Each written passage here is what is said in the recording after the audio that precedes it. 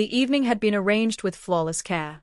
Candles glowed softly on the table, casting a warm light. The rich scent of roasted lamb drifted through the room, blending with the gentle notes of music playing in the background. She gazed across the table at the man she adored, convinced it would be a night filled with passion and tenderness, one they would treasure forever.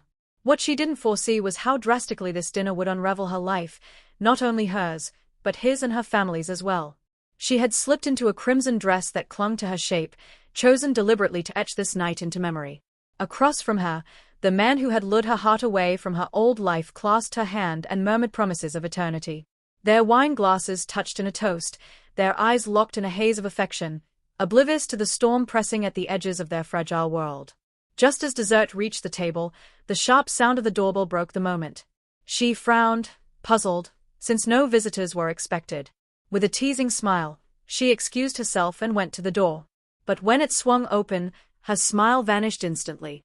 Her husband stood there, pale-faced, his eyes burning with fury. Behind him loomed her brother, and, worse still, her father. Her lover sprang to his feet, the calm mask of romance collapsing into nervous dread. The music, once soothing, now seemed cruelly mocking in the heavy silence. Her husband stepped inside uninvited, his voice steady but edged with steel. "So this is where you've been spending your nights?" Her family followed, their expressions twisted with shock and contempt. She tried to form words, but her throat closed. Her father's stare, filled with anger and grief, cut deeper than any harsh rebuke could. He had raised her to value loyalty, to honor the family name, and now here she stood, laid bare in her betrayal, disgraced in the most brutal way possible. Her lover tried to seize control, stepping forward and declaring that their bond was genuine love. Instead of softening the moment, his words only drove the knife deeper. Her brother's fists tightened, ready to strike, while her husband gave a bitter laugh. True love? Bought with lies, humiliation, and ruin. The tension was suffocating.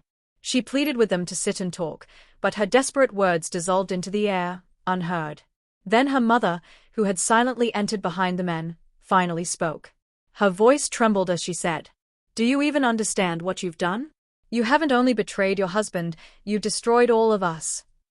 Those words pierced harder than any glare.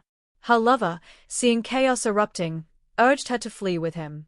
"Forget them," he whispered urgently. "We can start new somewhere else."